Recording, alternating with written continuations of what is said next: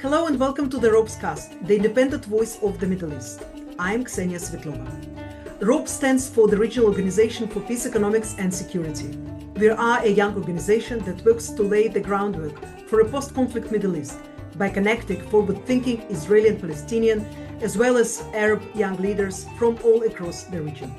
We share a holistic vision for the Middle East, where everyone has more to win from conflict resolution and integration than to lose.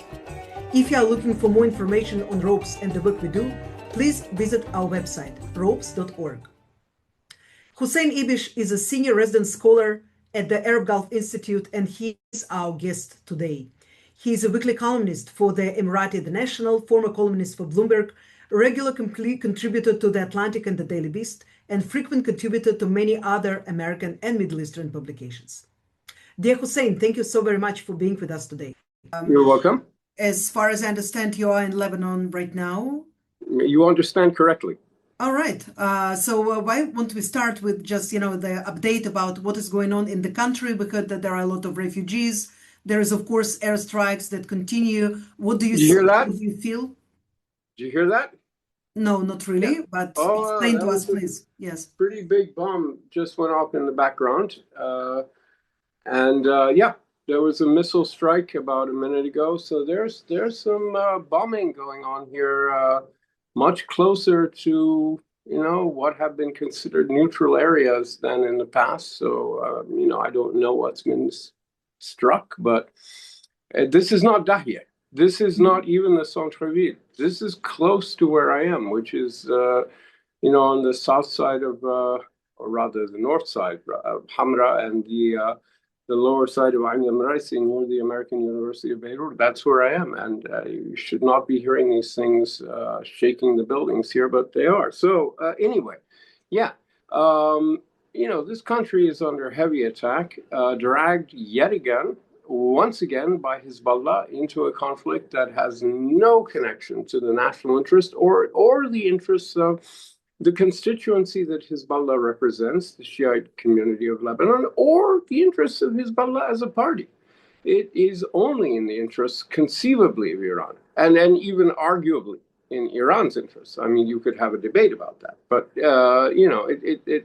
there you could maybe make a case, but it has no connection to anything, authentically Lebanese of any variety whatsoever, and yet this keeps happening. So I do think what's kind of fascinating is the impact that this has had, because I think the way the Israeli government responded to the rather pro forma and perfunctory Hezbollah response, military response, paramilitary response, missile and drone attacks in Israel after the killing of Supreme Leader Ali Khamenei, was sort of de minimis. It didn't amount to much in a military sense, but it gave the Israeli government every rationalization, reason, excuse, justification to start the war that they consider unfinished business from 2023 and especially 2024, especially given the fact that Hezbollah has had some success in rearming itself, and the Lebanese government has had some difficulty, as expected,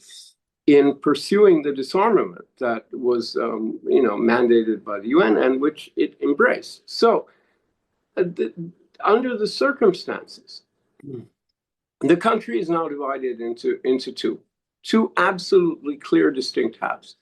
On the one hand, you have Hezbollah and everyone who's with them, and who are, sympathetic to the party and its behavior and its militia and its paramilitary activities, and on the other hand, everybody else.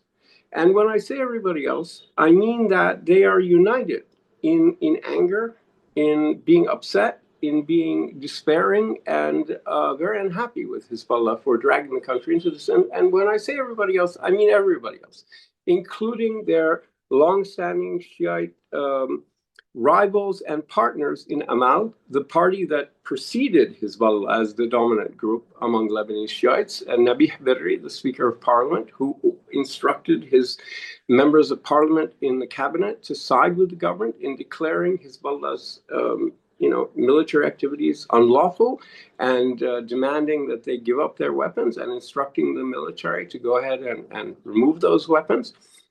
All of this has not happened since 1982, or if you want to start counting in 1990, when the Taif Accord ended the Civil War and everybody else disarmed.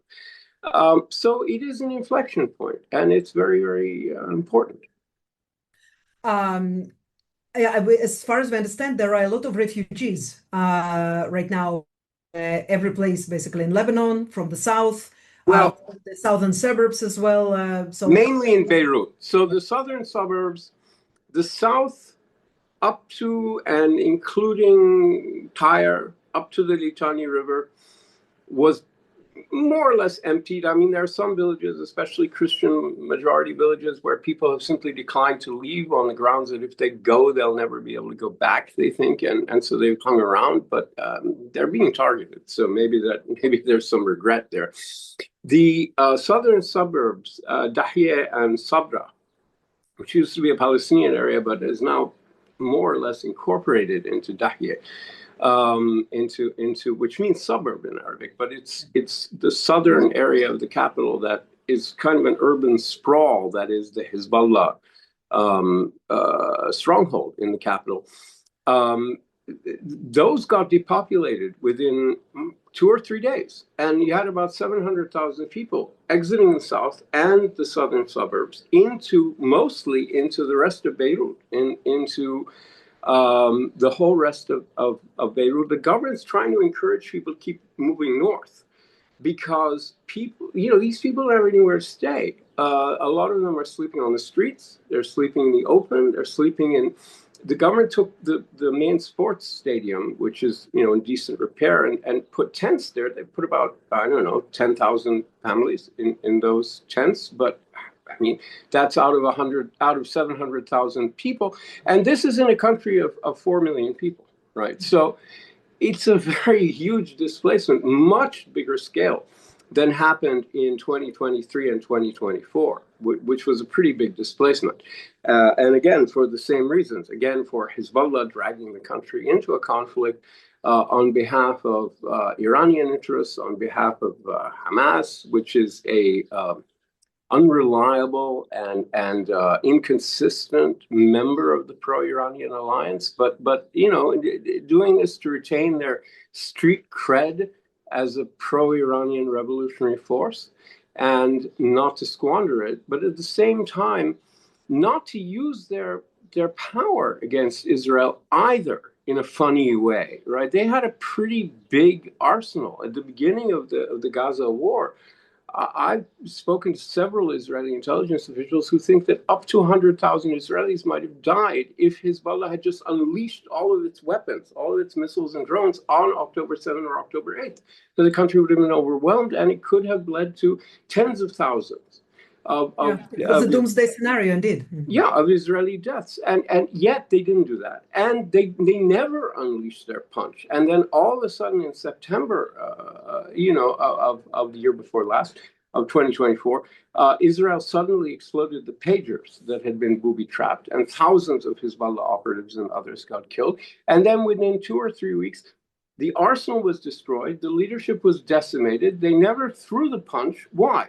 Because the punch was never meant not just to protect Hamas and Gaza. That's understandable. That I don't think that even surprised Hamas, because they'd split over the Syrian war. They're not really part of that alliance. It's just a marriage of convenience, common enemies. That only goes so far.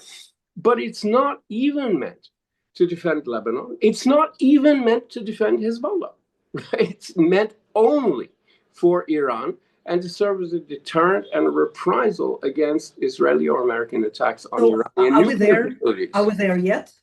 Because we would have been thinks there. That there are still some rockets that can be quite dangerous if they will be. Well, yeah, there may be. I have no idea, but I do know that the big bulk of the arsenal, along with the big bulk of commanders and the big bulk of military and political leaders, got destroyed either by attrition between October of 2023 through October of 2024, or in the 3 weeks following the pager explosion, 2.5 weeks actually, where there was this accelerated destruction of Hezbollah, decimation of Hezbollah. And so what Hezbollah has left and what they may have been able to rearm with is not known to me. And I think it's not known to people who don't have raw intelligence available to governments. I don't have it. But I think that what we see is that Hezbollah's ability to strike Israel is certainly not zero, but it's also nothing like what it could have been before October 7, 2023, or even before the pager explosions went off. I mean, they just held their punch back because the IRGC Quds Force, or the Lebanon brigade of the Quds Force, never gave them the green light because it's not, as I say, it's not there for Gaza, Hamas, Lebanon, Hezbollah, or anything other than Iran. And because they never got the sense that Iran was about to be hit until after Hezbollah was dispensed with, right, in the 12-day war, which was subsequent. And there's a reason why it was subsequent. I think there's a very, very big logic to that. They never used it until it was too late. They held it back. They were never given the go-ahead. And then it was, So they squandered their chance, and that may be a good thing or not a good thing. It doesn't really matter. The point is, what you're looking at is an organization that, both because of its leadership and because of its orientation and ideology, has been making the most incredible tactical and strategic blunders over the past 3 years that you could imagine. I mean, I can almost think of nothing they've done right in the course of the conflicts with Israel. Yeah. I mean, you couldn't have messed this up better. Really I want to, we see that, the Lebanese social media, they are full of angry people who are cursing, Naim Qassem, Hezbollah. But I want to ask you now, when Israel is pounding Lebanon again, and it's not only Hezbollah areas, and Israel Katz, Minister of Defense. I was just listening to it right here. Yeah. And Israel Katz is promising to just wipe out, Lebanon, just like it did Gaza. What do people say about that? So I don't think anyone expects Dahiyeh to look like Khan Yunis, as Smotrich said. I don't think the Lebanese national infrastructure yet is, I think the American caution to Israel not to attack things like the airport and the port and the basic energy infrastructure, electricity and things like that.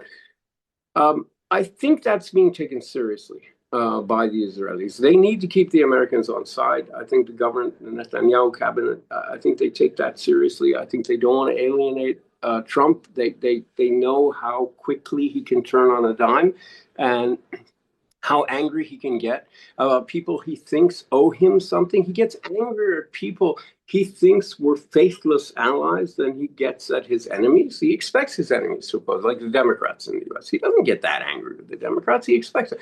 But the people from his first administration, John Bolton and Mark Milley and people like that, he's really furious with them, because he thinks they owe him something. And I think that often plays into his relationship with Prime Minister Netanyahu. He thinks Prime Minister Netanyahu owes him things. So Netanyahu and his cabinet colleagues have to be a little bit careful how they deal with Trump in that regard. So I think unless some people get killed in Haifa or there's some kind of unfortunate event where Hezbollah gets lucky or Israel unlucky with some sort of a missile strike or drone strike, I think that Israel is likely to continue to do what it has been doing, at least until a few minutes ago. Right? I don't know what they just said, but until a few minutes ago, they have been doing as they did in 2024, which is concentrating firepower on Hezbollah-related targets and not on the rest of Lebanon. And this is contrary to what they said, what the Israeli officials and military had said before Hezbollah joined the conflict after the death of Khamenei. where they said they would target the infrastructure generally, they would target the airport, they would target electricity, they would target water, they would all these things. So they haven't been doing that. So I don't know. Maybe they were again hitting Iranian operatives, hitting people, very specific things. I have no idea. I guess we'll find out in a little while. But so far, that seems to be the prevailing sentiment. On the other hand, you have this incredible displacement. Like people were taking Israel very seriously in 2026 when they said evacuate in a way that they didn't in 2023 and early 2024. They left the South in hundreds of thousands. The South is not entirely, but largely depopulated. Dahiyeh is largely depopulated. The southern suburbs.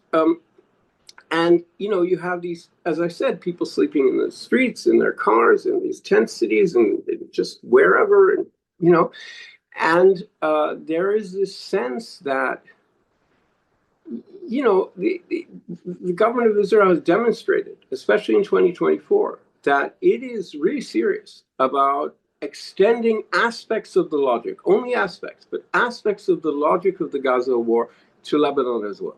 That in other words, there is a kind of an extent to which in the areas and towards the groups that are targeted, there's a no holds barred attitude. There's a willingness to say, we're just going to make our power felt in an unequivocal way, but to some extent for tactical and strategic goals, and to some extent for its own sake. In other words, to restore deterrence, which is Diplo speak for taking revenge. I'm not attributing that just to Israel. That's how everyone uses the term restoring deterrence. It's just a way of saying vengeance in normal speak. So that's happening here. Yeah. If we touched you touched right now the Lebanese government, and this week they basically offered something unprecedented: direct negotiations with Israel in order to stop the war, and also together, to think how Hezbollah can be dismantled. Do you think that there is real meat in this proposal? Do Americans support it? Yeah. I mean, the United States definitely wants Lebanon to enter into direct negotiations with Israel, but the terms for that would have to be established, right? I mean, normally the way the Lebanese state has preferred to deal with Israel, and Israel also with the Lebanese state, has been to have parallel discussions with Washington. For example, during the Biden administration, Amos Hochstein negotiated a maritime border agreement between Israel and Lebanon, a de facto one, that would allow both countries to explore the off-sea oil, the natural gas reserves in the Mediterranean without encroaching on each other, without inviting any kind of attacks or rivalry or anything like that, and understanding. But the way they did it was Lebanese officials did not sit with Israeli officials or even sign the same piece of paper. Each one signs the same paper in a different room. No, each one made an agreement individually with Washington. So what you ended up with a triangle, right? You had, in other words, an American-Lebanese agreement and an American-Israeli agreement that became a de facto Lebanese-Israeli agreement. This worked very well. And so far, and it was with Hezbollah's acquiescence, so they're, in fact, one of the funny things is Hezbollah is one of the Arab countries without a peace agreement or normalization with Israel that actually has sort of got a strategic agreement with the Israelis through the Lebanese government on maritime borders. But that's just the kind of irony that accrues in politics. I do think right now the situation is that the Lebanese state is serious. The Lebanese political leadership, I should say, the Lebanese government, the president, Joseph Aoun, a former general who's, I didn't know anything about him before he became president, other than he was a general, a respected general, no relation, as far as anyone can tell, to Michel Aoun, the former general, and other former general and other former or current Aoun. But they don't seem to be related. They probably are in some very distant way, but no one can show how. And he appointed the Prime Minister, Nawaf Salam, who is absolutely the best politician probably since the independence of Lebanon in 1943, a remarkable guy. He's the not only the best prime minister we've ever had, in my view, he's the best person who could be the prime minister of Lebanon, who's technically qualified to be prime minister of Lebanon. Remarkable guy. And they are clearly serious about throwing down the gauntlet after Hezbollah intervened in this war yet again. They had on Sunday. They had Sunday before last. They had a cabinet meeting last Monday, and they got a unanimous vote, including Amal members of parliament in the cabinet, to agree that to declare all of Hezbollah's military, paramilitary activities to be illegal. Well, of course, they always had been, but that's another story, right? Obviously, it's extra constitutional. No state authorizes a private army to run around, using its weapons and usurping matters of war and peace. But it's one thing to know that, and another thing to say it. They also instituted a public ban on those activities, declared the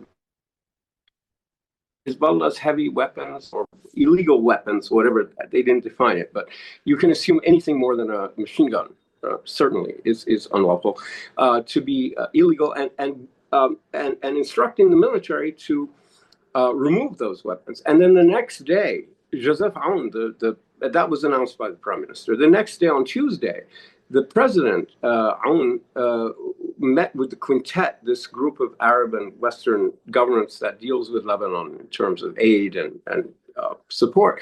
And he said this is an irrevocable and final decision, irreversible, and that the government was united on this and it would not be stepping back. Now, the problem is that the head of the military, who is a man called General Rudolf Heikel. Rudolf Heikel is a little bit wary about this.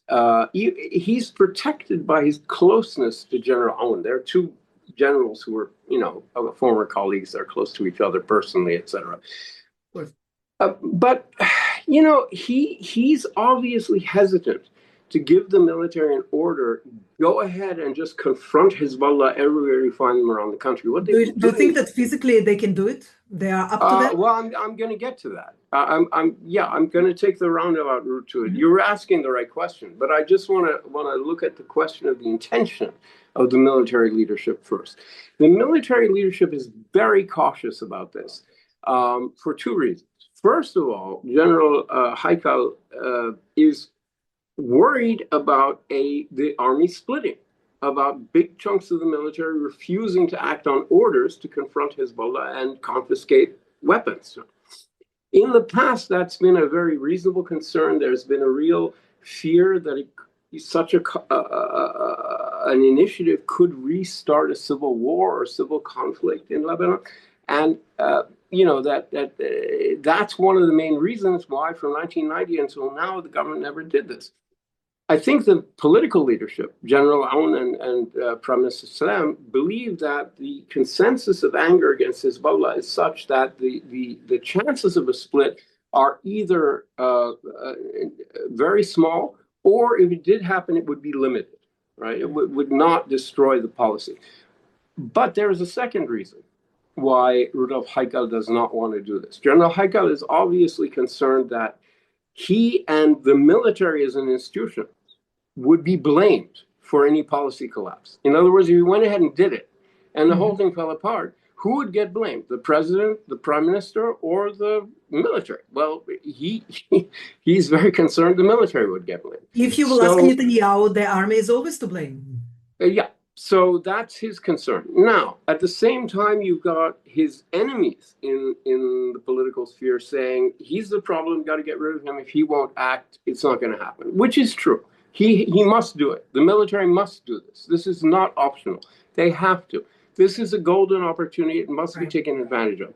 On the other hand, his concerns are valid ones, which means that it cannot be done as quickly as Israel and Washington are demanding, like immediately. It cannot, operating on this in a thoroughgoing way that reduces Hezbollah from where they are to a shadow of where they would be within a matter of weeks is not possible without those two things happening. I mean, in other words, look, the Shiite community in this country is still traumatized, not just by decades of war with Israel, but also by 2023 and especially 2024.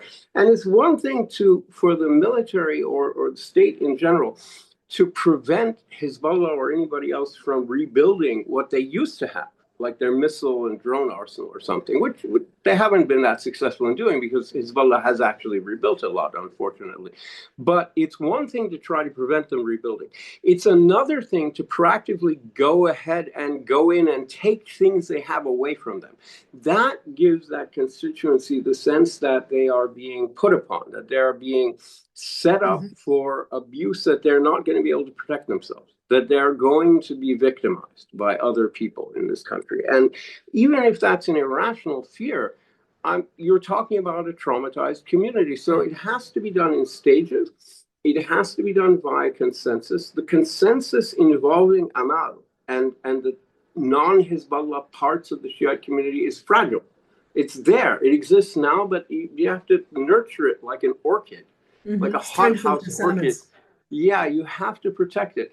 Otherwise, you'll end up back where we were before in a position where, yeah, the military, if it were united, could take on Hezbollah, but the military wouldn't stay united. And so that's what you need to, A quick question about Lebanon and Syria, yes. because, it's impossible to recover and rebuild yourself military if you don't have weapons. So it means that the border with Syria, obviously, it's not sealed. And the smuggling is continuing, despite the Syrians, they're trying to do something, but they are still in disarray, and there are a lot of problems.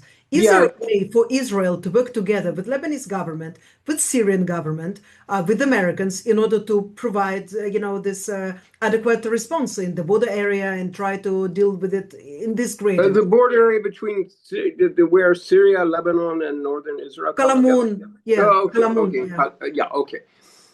I think with great delicacy there is. It has to be delicate because the relationship between is the biggest mistakes that Israel could make regarding Lebanon would be to overplay their hand. And in the way that I think has been done among Palestinians, where there's no recognition that the PA and the PLO represent the only viable alternative to Hamas. In the same way, but even more clearly, the Lebanese state and government are the only alternative to Hezbollah. Right? Israel cannot be the alternative to Hezbollah. Syria can't do it. No one else can do it. It's got to be the Lebanese government. So the Lebanese government, no matter how frustrating it is to everybody in Israel and the Gulf and the West, it always annoys people who think it might be the answer and then it isn't. But it is the only plausible solution, right, to the long-term problem of Hezbollah-dominated Lebanon, which is a common problem for the state and for Israel and for the West and for the Arabs and for everybody, of any remotest goodwill.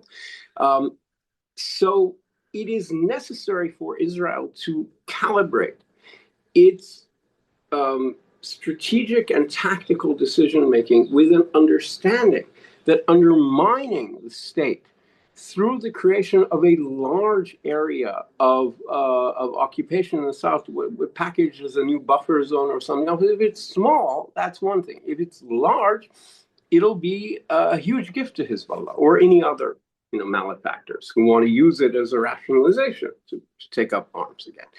Or if it wants to confront the Lebanese state and say, well, you didn't do enough to disarm Hezbollah, therefore we're against you. And we're going to lobby Washington against you, and we're going to take the same attitude towards Beirut as we have towards the Shara government in Damascus. And I think it's a very similar attitude that the Netanyahu government has had towards the new Syrian state, which is basically unsympathetic. They're basically saying that we would much rather have a fragmented, maybe not a failing Syrian state fully, but at least a fragmented Syrian state, not a really integrated Syrian state run from a central Damascene hub that is strong and unified. That is something the Saudis, the Turks, and the Americans are working on. But it's definitely not something the Israelis are working on, nor the Emiratis, for that matter. And so I think that they're more ambivalent. But still, I do think Israel has taken this attitude in Syria that we just don't trust these people. And I think that attitude in Lebanon is even harder to justify and even more self-defeating. So it's really important that everything Israel decides to do regarding Lebanon is calibrated with the idea that ultimately the goal needs to be to strengthen Beirut against Hezbollah, and that you really do have to choose. And my fear that the Gaza model suggests that you can reject both, right? Because the Netanyahu government has rejected both Ramallah That's our fear too, and Hamas. So that's the fear of all of the people who are, dreaming about a better Middle East, about better connections with our neighbors. I'm sure. And without agreements, there could not be any new reality. It just exactly. So I would like to ask you about the war in Iran, obviously. Where are we going? Is the region safer? Because in Israel, there was an elation about what is happening and euphoria. And right now we are just not certain. How do you view it from Lebanon, from the Gulf, from the United States? Well, I think we don't really know what's going to happen and what the outcome is going to be. And the main reason for that is that Israel is not in charge of this war, neither anyone else, neither the U.S. military. It is Donald Trump, the commander-in-chief and the president of the United States. And it's very clear to me, at least. I do know some people who disagree with me, but to me it seems clear that Donald Trump's plan is this. The plan is we have no plan. He is very comfortable making it up as he goes along, from not just from one moment to the next, but from one sentence or even one phrase to the next. He's perfectly happy to contradict himself in the same sentence in a very major way. And it strikes me that, like with the Iraq War in 2020, in 2003, but in a much more extreme way, there was no master plan here. There was no serious thinking. There was no sophisticated analysis of Iran, of how Iran was likely to react, of how Iranian society was likely to react. There was this vague hope, especially I think in the Netanyahu government, that Iranians would rise up, as they had been doing before the bombing began, to challenge the government. But there is no historical precedent for bombing, bringing people out into the streets. On the contrary, bombing and sanctions tend to shore up despotic authoritarian regimes. And I think that has happened here. Moreover, it tends to make them more extreme. And so if this regime does not go down, then the next iteration, Islamic Republic 3.0, because it was already 2.0, and now it's 3.0, is going to be worse than 2.0, which was itself worse than 1.0, in my view. So I think that from the Gulf point of view, there were always, the Gulf Arabs were very, very concerned that they would end up with a neighbor that was more dangerous and out of control than the previous Iran. Now, the other thing is that we have no idea what's going to happen, because it is just as possible that this could go on for weeks, or that tomorrow morning Donald Trump could decide to declare victory and call it all off. And I really have no idea. And I don't think anyone does, and I don't think he knows. I really, honestly don't think he knows. That's the scary part. Yeah, I mean, it is very crazy, not just not to have a metric. We had that in Iraq, right, where there was no clear goal, established goal, consensus goal among the small group of people at the head of the George W. Bush administration that wanted to invade Iraq in 2003. They couldn't agree on what the main purpose was. At the time, I counted 12 reasons. And each person would give you a different list of priorities. And so there was no way, because there was no clear goal, there was no metric for judging the success or failure. So failure was baked in. Now it's worse, because not only is there no clear goal, there is no even underlying logic there. You don't even know who's in charge. It just is I'll be honest with you, it's like watching a very drunk person staggering around a room, just bouncing off of the walls and the floors. And it really is what it feels like. And I know there are people who think I'm exaggerating. I wish I were. We wish you well also, but we are, yet to see what is about to happen. Yeah, Hussein, my last question yeah. that you published in Haaretz Mm, about the normalization and view on Israel in the Gulf mm, states specifically.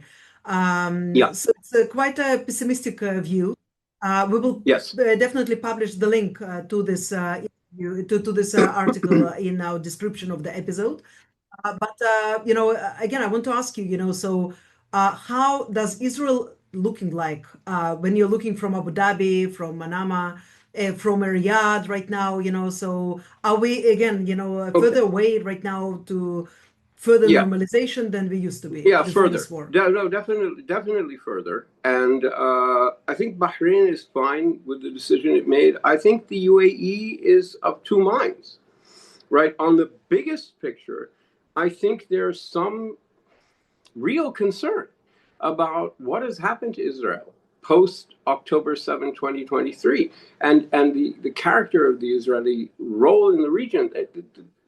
Abu Dhabi and Riyadh and others, Manama, were convinced that while they had, big problems with the way Israel dealt with Palestinians and Lebanese, on balance, over the 10 years before that, let's say between 2010 and 2020, but Israel was a net contributor to security and stability by far, by opposing Iranian hegemony and potential Turkish hegemony, and by being a major part of the pro-U.S. alliance in the region, tacit alliance. And there was this sense, I know Israel is, on balance, if you get beyond its immediate environs of the occupied territories in Lebanon, well, it's kind of a completely relatively benign force.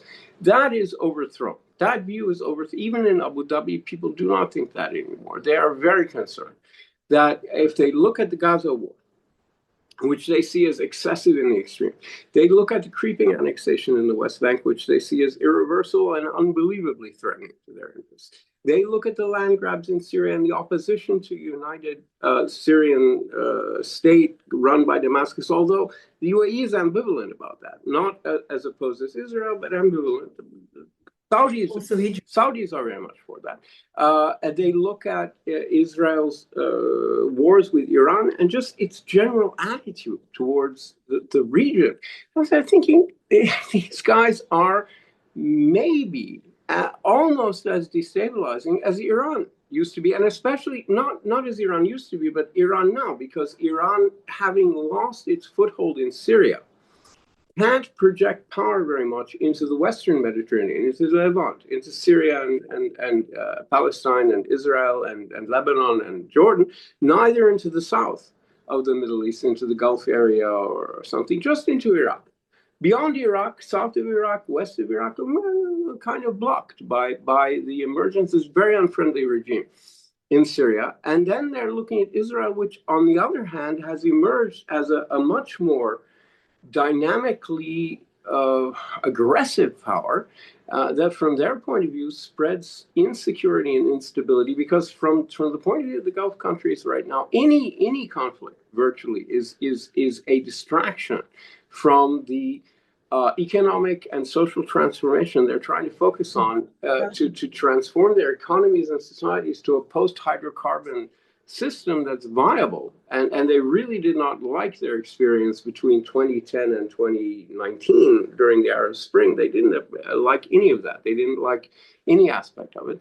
And I think they decided to look inward, but you can't do that if you're surrounded by warfare. And so there is a sense that, well, Iran 2.0 was a big purveyor of instability, but now maybe Israel is similar or as bad or close or something in that category. And that's a huge transformation for Israel. I can just tell you that, people, and again, we are speaking with you within the frame of the ROPESCAST, which is the podcast of ROPES, organization that believes in, first of all, into state solution and also in regional transformation into a post-conflict Middle East. So people who support these ideas really hope that the idea of Israel will also change after the political change in the country, which might come after the next election. Ksenia, we share this very much. And one of the things I keep putting into my articles and my interventions and comments is that All of this can change after the election, right? A different Israeli government with a modified, not a radically changed, but a somewhat modified regional posture could change attitudes completely in the Gulf countries, in the rest of the Arab world, in parts of, maybe not with regard to the Palestinians, maybe not even in regard to Lebanon, but a reset that at least goes back to the sense that Israel is not a menace or a rising hegemon or a country that is kind of out of control. That can be potentially reversed. And it's very important that's reversed, not just in Israel's interest, but the interests of the region as a whole, because, as you say, the countries have to get along. Yeah. Dear Hussein, thank you very much for being with us today, despite the very challenging surrounding that you are in. Please keep it safe. Nothing blew up while we were talking. That's good.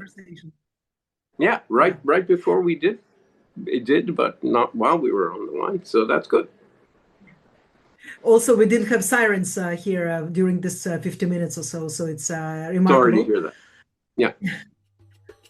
You've been listening to the ROPESCAST, the independent voice of the Middle East. Our guest today was Hussein Ibish, a senior resident scholar at the Arab Gulf State Institute and a brilliant analyst. We hope very much that you enjoyed this episode. Please subscribe to our podcast and follow us on social media. I'm Ksenia Svetlova. Shalom and salam.